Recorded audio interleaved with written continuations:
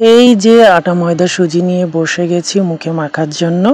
আর আটা ময়দা সুজি মুখে না মাখলে কিন্তু আমার দিকে কেউ ফিরেও তাকাবে না। বন্ধুরা বুঝতেই পারছেন আটা ময়দা সুজি নিয়ে কেন বসেছি, কারণ প্রোগ্রামে আসছি ডান্স করার জন্য। আর আজকের এই প্রোগ্রামটা হচ্ছে অনেক স্পেশাল বলছি কেন, তার একটা গল্প আজকে আপনাদেরকে শোনাবো। আপনারা ভিডিওটি দেখতে থাকুন আর গল্পটি শুনতে থাকুন।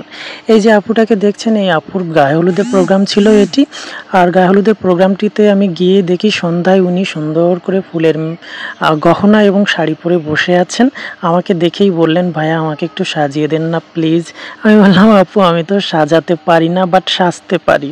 আমি নিজে মোটামুটি ভালো সাজতে পারি, কিন্তু কাউকে সাজাতে পারি না, অনেক আনইজি লাগে এবং খুব পারফেক্টলি আমি পারি না মেকআপ আর্টিস্টদের মতো। তো আপু বললেন, আপনি যে যতটুকুই পারেন ততটুকু আমাকে সাজিয়ে দেন, তাতেই আমি খুশি হব। তো কি আর করা, সিম্পলি আপু কিন্তু অনেক সুন্দর দেখতে। সিম্পলি ওনার আই লুকটা একটু সুন্দর করে কাজল এঁকে দিলাম, একটু আইশ্যাডো দিলাম, ভ্রুটা আর্ট করে দিলাম, লিপস্টিকটা দিয়ে দিলাম এবং একটু হাইলাইট দিয়ে দিলাম। এতেই আপু ভীষণ স্যাটিসফাইড হলেন এবং প্রচুর পরিমাণে সেলফি তুলতে লাগলেন।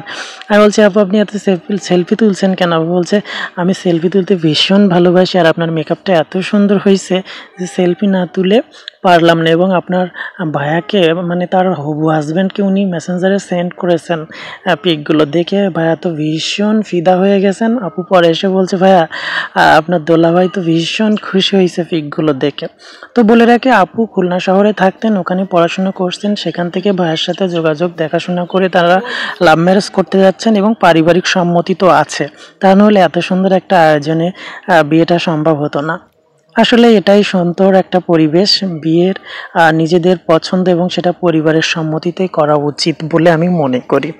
তো কথা বলতে বলতে দেখুন আমার কিন্তু সাজগোজ করা হয়ে গেছে। আর সাজগোজ যখন করা হয়ে গেছে, আপু যখন গায়ে হলুদের প্যান্ডেলে বসছেন, আমাকে বলছে, ভাইয়া সবাই আমাকে ক্ষীর খাওয়ালো, আপনারা ক্ষীর খাওয়াবেন না?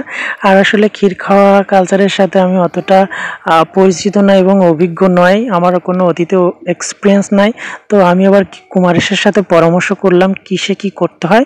তো কুমারেশ বলল, চলো আমরা আপুকে ক্ষীর খাওয়াই। বেসিক্যালি ক্ষীর খাওয়াটা হচ্ছে বিভিন্ন মিষ্টান্ন থাকে, পায়েস জাতীয় এবং কেক আছে, এটা খাওয়াতে হবে, দেন তাকে কিছু গিফট করতে হবে। তো আমরা গিফট করার জন্য তো প্রিপারেশান নিয়ে যাইনি। তো মোটামুটি আমাদের কাছে যা ছিল ছোটোখাটো একটা বকশিস, আসলে বকশিসই বলছি, তাকে দিলাম। আপু ভীষণ খুশি হলেন।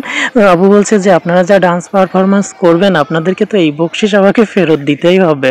কারণ দেখুন আপু কিন্তু চলে আসছে কিন্তু প্রোগ্রাম স্পটে, বাড়ির পাশে নাচ গানের আয়োজন করা হয়েছিল, এখানে কিন্তু আমরা চলে গিয়েছিলাম। এদিকের কাজকর্ম সেরে অনুষ্ঠান শুরু হবে, আর অনেক লোকের সমাগম হয়েছিল। আসলে আমরা বিভিন্ন জায়গায় যখন প্রোগ্রাম করতে যাই, অনেক ভিন্ন ভিন্ন লোকের সঙ্গে পরিচয় হয়, অনেক মজার স্মৃতি আমাদের মেমোরিতে গেঁথে যায়। আসলে তার ভিতরে এই একটা মজার স্মৃতি। এভাবে কখনো আমি কোনো বিয়ের প্রোগ্রামে এতটা ব্রাইটের সাথে এতটা সুন্দর সখ্যতা কখনো হয়নি।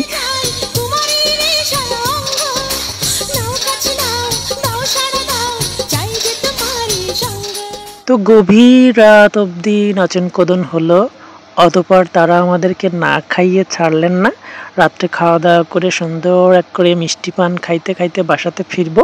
তো বন্ধুরা বলে রাখি, এই ওয়েডিং শোতে যে ডান্সগুলো করেছি সেগুলো আমার নাচের রানী ইউটিউব চ্যানেলে আপলোড করা হচ্ছে, সেখানে গিয়ে আপনারা দেখতে পারেন। আর আজকের ব্লগ ভিডিওটি কেমন লাগলো অবশ্যই কমেন্ট করে জানাবেন। সবাই ভালো থাকবেন, সুস্থ থাকবেন, আমাদের জন্য দোয়া আশীর্বাদ করবেন। সবাইকে টাটা।